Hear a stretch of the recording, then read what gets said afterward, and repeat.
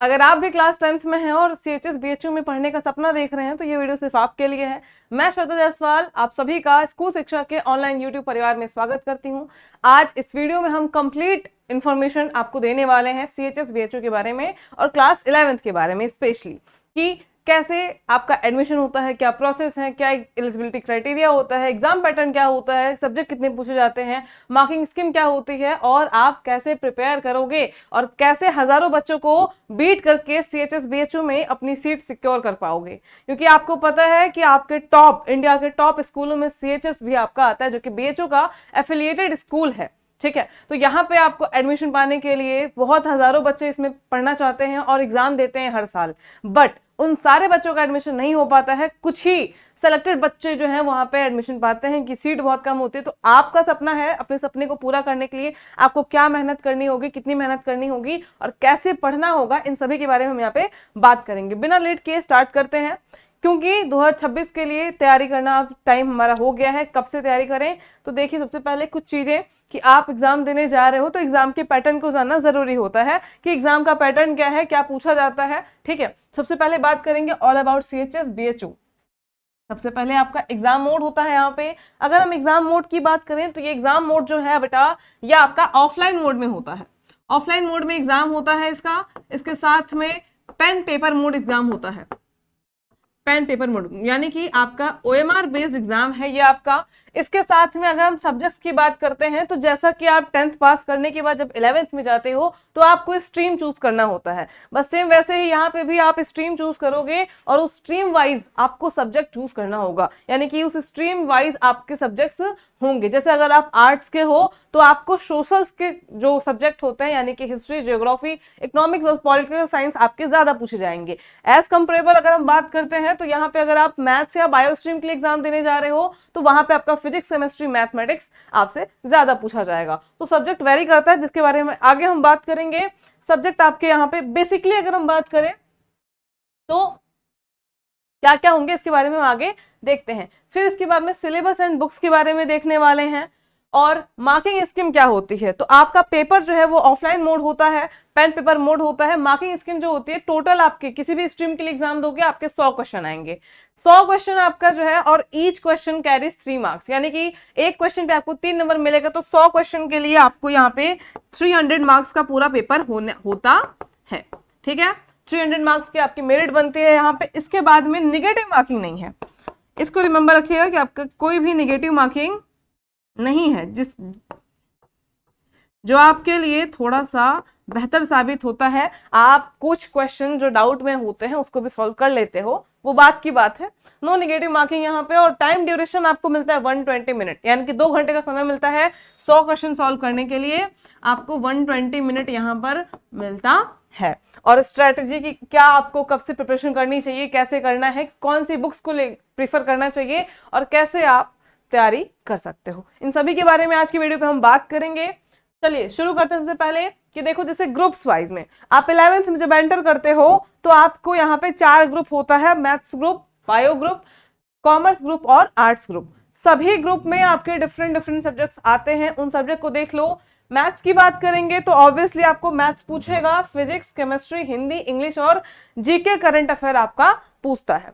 अब ये आपके फॉर्मेट है कि किस किस तरीके से आपको यहाँ क्वेश्चन जो है वो डिवाइड है। मैथ्स के 25 क्वेश्चन, फिजिक्स के 25 क्वेश्चन, केमिस्ट्री के 25, हिंदी के 10 क्वेश्चन, इंग्लिश के 10 और आपके लास्ट जीके करंट अफेयर के आपके 5 क्वेश्चन। ठीक है, ये आपका मैथ्स ग्रुप वालों का जो पैटर्न होगा पेपर का वो रहेगा। बायो के लिए इंग्लिश 10 आएगा, हिंदी के 10 क्वेश्चन, बायो के 25 क्वेश्चन, फिजिक्स और केमिस्ट्री के 25 क्वेश्चन और एज जीके और करंट अफेयर के 5 क्वेश्चन रहेंगे। अगर हम आर्ट्स ग्रुप की बात करते हैं तो हिंदी के 15 क्वेश्चन, इंग्लिश के 15 क्वेश्चन और मैथ्स के 5 क्वेश्चन और जीके करंट अफेयर के 5 क्वेश्चन होते हैं। और वहीं सोशल साइंस, अब यहाँ पे आपका 15 30 और ये 10, ये 40 नंबर यहाँ क्वेश्चन आपके यहाँ पे हो गए। बाकी 60 क्वेश्चन जो है वो आपके सोशल साइंस में से आते हैं, history, geography, economics, political science. ये आपके इस तरीके से पैटर्न में डिवाइड होते हैं। और कॉमर्स के लिए बात करेंगे तो हिंदी के 20 क्वेश्चन, इंग्लिश के 20 क्वेश्चन, मैथ्स के 20 क्वेश्चन और इकोनॉमिक्स और जीके करंट अफेयर को मिला करके आपके 40 क्वेश्चन जो है बनते हैं। तो इस तरीके से आपके जो सब्जेक्ट्स हैं वो डिवाइड होते हैं स्ट्रीम वाइज। ठीक है, ये हो गई हमारे सब्जेक्ट की बात। अब आप जिस भी स्ट्रीम को चूज करना चाहोगे उसके अकॉर्डिंग आपको उन सब्जेक्ट्स को पढ़ना होगा। ठीक है, एक चीज यहाँ पे बोलना चाहेंगे कि जो आपका मतलब प्रेफरेंस हो, यानी कि अगर आप मैथ्स प्रेफर करते हो तो ये नहीं कि आप करंट अफेयर पे बहुत फोकस करने लगे, आपकी प्रायोरिटी होनी चाहिए कि आप मैथ्स, फिजिक्स और केमिस्ट्री पे ज्यादा फोकस करो। ठीक है, उसके बाद जाकर के आप हिंदी इंग्लिश पढ़ो और फिर कहीं पे आप करंट अफेयर। वैसे तो अगर सही टाइम पे प्रिपरेशन करना शुरू करते हो तो आपके लिए बहुत रामबाण होता है कि आप बहुत अच्छा स्कोर करते हो और सब कुछ कवर कर लेते हो सिलेबस को with revision, lot of revision के साथ में। ठीक है, बट प्रायोरिटी क्या होनी चाहिए इसके बारे में यहाँ पे यही रहेगा। ठीक है, बायो में भी सेम वैसे ही। ठीक, अगर हम बात करते हैं यहाँ पे history, geography, economics, political science की, तो ये आपके ऐसे पोर्शन है कि कभी कभी मतलब होता है, जो पीवाईक्यू देख के पता चला है कि उसमें ये होता है कि आपका कभी हिस्ट्री के पोर्शन से ज्यादा क्वेश्चन आ गए, कभी इकोनॉमिक के पोर्शन से, कभी पॉलिटिकल से। तो यहाँ पे ये क्लैरिफाई करना मतलब सही नहीं हो पाता है कि हम एक्यूरेट नंबर बता दें कितने नंबर, कितने क्वेश्चन आते हैं आपके।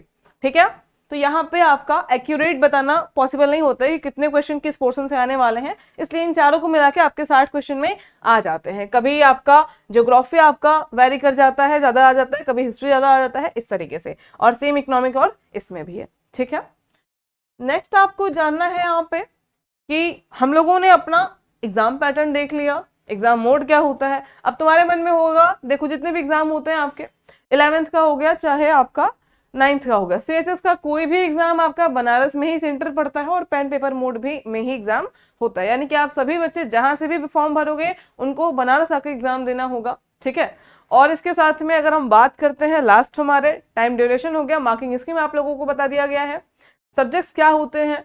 ठीक है, एंड द लास्ट वन कि सब सिलेबस ऑन बुक्स क्या होगा मैम। स्पेसिफिकली हम अगर सिलेबस की बात करेंगे तो वो थोड़ा ब्रॉड होता है, जिसमें हम जिसके बारे में अलग वीडियो में बात करेंगे। बट अगर हम बुक्स की बात करें तो आपका जो क्लास 9th और 10th की एनसीईआरटी होती है वो आपके लिए एकदम रामबाण होने वाली है। ठीक है, सीएचएस के लिए स्पेशली जब आप प्रिपरेशन करने वाले होते हो तो अगर आप 9th 10th की एनसीईआरटी कंप्लीट करते हो, बिल्कुल अच्छे से पढ़ लेना है आपको। ठीक है, और उसके बाद में एनसीईआरटी होनी चाहिए, और साथ में अगर हम हिंदी इंग्लिश की बात करते हैं तो आपके ग्रामर पोर्शन थोड़े ज्यादा आते हैं, तो आप प्रीफर करना कि अपने ग्रामर को यहाँ पे वीक स्ट्रॉन्ग करना, और आप यहाँ पे हिंदी इंग्लिश के लिए ग्रामर पोर्शन। ठीक है, कुछ बेस्ट बुक्स के साथ में भी आप यहाँ पे तैयारी कर सकते हो। तो स्पेशल आपका पहला प्रेफरेंस होना चाहिए एनसीईआरटी, इसके बाद में हिंदी इंग्लिश में ग्रामर। ठीक है, और strategy and the last one, strategy की बात करेंगे जब हम, तो स्ट्रैटेजी में बेटा क्या होता है कि सबसे पहले किसी भी एग्जाम को देने के लिए, आप एग्जाम देने जा रहे हो तो आपको पीवाईक्यू देखना चाहिए कि हमारे एग्जाम में जो क्वेश्चन आ रहे हैं वो किस किस किस तरीके से, किस पैटर्न पे क्वेश्चन आ रहे हैं, क्या क्वेश्चन मुझे देख करके समझ में आ रहा है, या जिन टॉपिक जो हमारा सिलेबस है, सबसे पहला काम सिलेबस देखने का, सिलेबस देख लिया आप, अब उसके बाद में पीवाईक्यू देखो। पीवाईक्यू देखो कि सिलेबस में जो हमको टॉपिक दिया है उस टॉपिक से मैच कर रहे हैं क्वेश्चन की नहीं। ठीक है, इससे आपको क्वेश्चन के लेवल का, उस सिलेबस का एक्यूरेट सिलेबस क्या होना चाहिए, क्वेश्चन किस टॉपिक से उठा रहा है, इसके बारे में पता चलता है। क्वेश्चन प्रैक्टिस, अब देखो पढ़ना बहुत आसान है, सब कोई पढ़ लेता है। आपको चैप्टर पूछेगा, अगर मान लो नंबर सिस्टम पूछ रहा है, आप नंबर सिस्टम पढ़ लिया, आप हिंदी में बात करते हैं, आप हिंदी में आपको पूछ रहा है अलंकार, आपने अलंकार पढ़ लिया, लेकिन जब तक आप क्वेश्चन प्रैक्टिस नहीं करते, जब तक आप उसको सॉल्व नहीं करते हो, तब तक आपको यहाँ पे कॉन्फिडेंस नहीं आया कि मैं एग्जाम में इसको कर पाऊंगा या नहीं कर पाऊंगा। ठीक है, तो जितना ज्यादा पॉसिबल हो उतना ज्यादा क्वेश्चन प्रैक्टिस आपको करनी है। ठीक, दूसरा मेक शॉर्ट नोट, यहाँ पे आपको नोट्स जरूर बनाना है, क्योंकि आपका आप नॉर्मल अकेडमिक्स के लिए नहीं पढ़ रहे हो, आप यहाँ पे कॉम्पिटेटिव एग्जाम के लिए पढ़ रहे हो, तो आप शॉर्ट नोट्स बना के जितना ज्यादा पढ़ोगे उतना ज्यादा आपके लिए बेहतर होता है। और साथ में आप इसको डिवाइड भी करते चलना। आप जब पीवाईक्यू देखोगे तो आपको ये पता चलेगा, या आप सिलेबस देखोगे तो आपको पता चलेगा कि ये सारे चैप्टर्स हैं हमारे, इन सारे चैप्टर्स में मेरा कौन सा वीकर पोर्शन है और कौन सा चैप्टर मेरा स्ट्रॉन्ग है। अगर आप सिलेबस को अपने इन दो भागों में डिवाइड कर लेते हो तो आपके लिए बहुत ज्यादा अच्छा होगा ये डिसाइड करने में। जब आप स्ट्रॉन्ग पोर्शन जो है उसको आपने कंप्लीट किया, उसके क्वेश्चन प्रैक्टिस करना शुरू कर दिया, जो वीक पोर्शन है, वीक पोर्शन को आपने यहाँ पे उसको आराम आराम से पढ़ो, अच्छे से ज्यादा उस पर ध्यान दो और उसके क्वेश्चन को सॉल्व करो। ऑब्वियसली जो आपका वीक होता है उसमें आपको समय ज्यादा लगता है, तो अगर आप डिवाइड करके करते हो तो आपका सिलेबस भी सही टाइम पे खत्म हो जाता है और आप यहाँ पे अच्छे से अपने सारे चैप्टर्स पे ध्यान दे पाते हो। ठीक है, इसके बाद में 4 to 5 टाइम्स रिवीजन करना मोस्ट इंपॉर्टेंट है। आप जब तक ज्यादा बार रिवीजन, क्योंकि ये आपका ऑब्जेक्टिव टाइप क्वेश्चन है। और एक और चीज मैं आपको बता दूं कि आप अभी 10th में होंगे, 11th देने वाले होंगे अगर, तो आपको 10th में सबको है कि जितना ज्यादा लिखोगे उतना सबको नंबर मिलेगा। यानी कि 10th की अगर हम बात करते हैं बोर्ड्स की, तो जितना ज्यादा नंबर आपको मिल जाए वो आपका बोर्ड्स होता है। लेकिन कॉम्पिटेटिव एग्जाम क्या होता है कि जितना ज्यादा आपको हटा दिया जाए, आपको फेल कर दिया जाए, ये आपका कॉम्पिटेटिव एग्जाम होता है। ठीक है, तो आप जितना ज्यादा अच्छे से अपना प्रिपरेशन करोगे रिवीजन करके, उतना ज्यादा आपको यहाँ बेनिफिट मिलने वाला है। ठीक है, कॉन्सेप्ट्स को, डेफिनेशंस को, रूल्स को, फॉर्मूलाज को, सबको जितनी बार रिवाइज करोगे उतना ज्यादा आपका क्वेश्चन अच्छा होगा, उतने ज्यादा क्वेश्चन सॉल्व कर पाओगे, उतने कम समय में और अच्छी स्ट्रेटेजी के साथ। And the last one, mock test with time boundation. अगर आप मॉक टेस्ट, मतलब आपका जब सिलेबस कंप्लीट हो जाता है, रिवीजन कर लेते हो, तो आपको एग्जाम के पहले मॉक टेस्ट, जो कि आपका होल एग्जाम पैटर्न पे होता है, मॉक टेस्ट आपको लगाना बहुत जरूरी है। ठीक है, तो ये आपकी अभी से अगर इतनी चीजों को स्टार्ट कर देते हो तैयार करना, तो आपका एग्जाम जो है बहुत अच्छे से निकल सकता है, अगर इसी तरीके से जो आपको बताया गया है आपने तैयारी शुरू कर दी तो। और साथ में हम लोग इससे पहले बहुत टाइम से, पिछले 3-4 सालों से CHS और साथ में आपके JNV सैनिक स्कूल जैसे स्कूलों की प्रिपरेशन करा रहे हैं, कॉम्पिटेटिव एग्जाम्स की प्रिपरेशन करा रहे हैं, और बच्चे सिलेक्ट होकर के हमारे ही वहां पे जाते हैं। तो यहाँ पे अगर हम बात करें कि अगर आपको अभी से अपनी तैयारी बहुत अच्छे से करनी है, ठीक है, बिल्कुल सही तरीके से, तो हमारा अभिमन्यु बैच जो है वो लॉन्च हो चुका है, जिसकी क्लासेस आपकी 15 जून से स्टार्ट हो जाएंगी। तो आपको यहाँ पे जाकर के अगर अच्छे से तैयारी करनी है तो आप बैच को ज्वाइन कर सकते हो। ठीक है, अभिमन्यु बैच में अगर हम बात करते हैं तो अभी रिजल्ट तो 2025 का आया नहीं है, बट हम 24 की बात करते हैं, 25 का भी आपको देखने को मिलेगा। हम 24 की बात करेंगे तो बच्चे, बहुत सारे बच्चे हैं, इवन अगर हम बात करें तो हमारे 50% बच्चे जो हैं वो 2024 में सेलेक्ट हुए बच्चे हैं। तो इसमें ही आप यहाँ पे, अब अभिमन्यु बैच के सेलेक्ट बच्चे हैं, यहाँ पे ये 9th के बच्चे हैं, इसके बाद में 11th के बच्चे हैं। अभिमन्यु बैच में आपको क्या क्या फैसिलिटीज मिलती हैं, क्या क्या चीजें, आपको कैसे पढ़ाई करते हैं, इसके बारे में एक बार जान लो। कि आपको यहाँ पे लाइव इंटरेक्टिव क्लास मिलेगी, आपको कोई रिकॉर्डेड लेक्चर नहीं, आपको लाइव क्लास चलेगी। आपको अगर कोई डाउट है आप लाइव क्लास में अपने डाउट को पूछ सकते हो। साथ में आपको क्लास नोट्स PDF भी मिलेगा। ठीक है, इसके बाद में आपको यहाँ पे मेंटरशिप, डाउट सेशन भी लगता है कि अगर आप लाइव क्लास में आपके मान लो कुछ डाउट्स बच भी गए तो आप बाद में आपके डाउट सेशन लगेंगे, जहां पे अपने डाउट्स को आराम से पूछ सकते हो। स्पेशली वो सिर्फ आपके डाउट के लिए होती है, उसमें टीचर अपना कुछ अलग से नहीं पढ़ाता है। चैप्टर वाइज प्रैक्टिस सेट, आप चैप्टर वाइज, जब आप चैप्टर खत्म हो जाएगा तो उसके आपको 50 क्वेश्चन मिलते हैं, जो कि वेल इनफ होते हैं किसी भी चैप्टर को अच्छे से समझने के लिए, प्रैक्टिस के लिए। और साथ ही साथ में चैप्टर खत्म होने पे तो लगेगा ही, जब आपका लेक्चर खत्म होगा, उस लेक्चर आपने एक दिन की क्लास में, 1 घंटे की क्लास में जो पढ़ाई की है, उसके बाद जस्ट आपके 1 घंटे की क्लास के बाद में आपको DP भी मिलता है।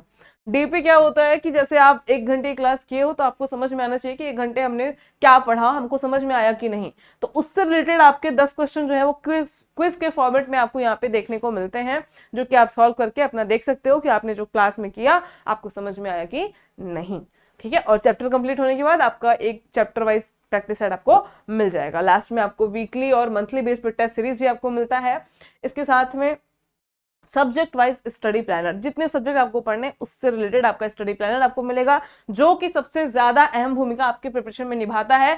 आप जब तक अपना टारगेट सेट नहीं करते हो तब तक कोई प्रिपरेशन आपकी कंप्लीट नहीं होती है। यानी कि अगर आपको मैथ्स कंप्लीट करना है, फिर हम बात करते हैं हिंदी की, तो हिंदी आपको कंप्लीट करना है तो आपने पहला चैप्टर कंप्लीट किया, उससे रिलेटेड अपना DP और चैप्टर वाइज कंप्लीट किया, रिवीजन किया, ये सभी टारगेट आपके होंगे। तो उस स्टडी प्लानर में आपको आपका पूरा सिलेबस लिखा होता है, आपके कॉलम्स बने होते हैं कि आपने DP सेट किया कि नहीं। ठीक है, तो सभी कुछ आपको एक जगह मिल जाएगा, वो टारगेट रहता है आपका, आपको उस बेस पे अपना टारगेट कंप्लीट करना होता है। और अगर इस तरीके से प्रिपरेशन किए तो आपकी तैयारी बहुत अच्छे से, और आप अपना सपना साकार कर सकते हो।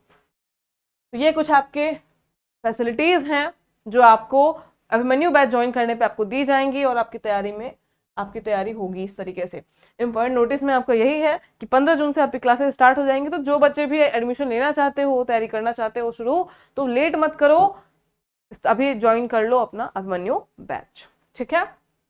एक और चीज, कोर्स की वैलिडिटी जो है वो आपकी 2026, जब तक आपका एग्जाम नहीं होता तब तक आपकी वैलिडिटी यहाँ पे रहती है।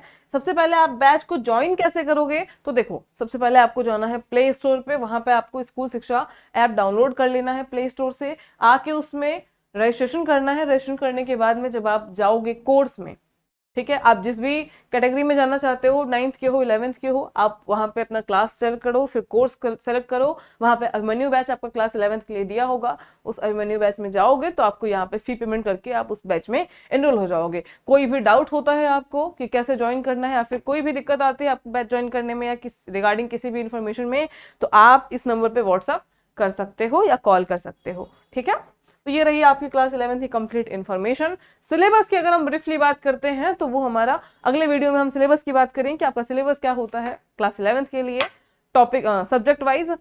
बाकी एनसीईआरटी पढ़ते रहिएगा। Thank you so much.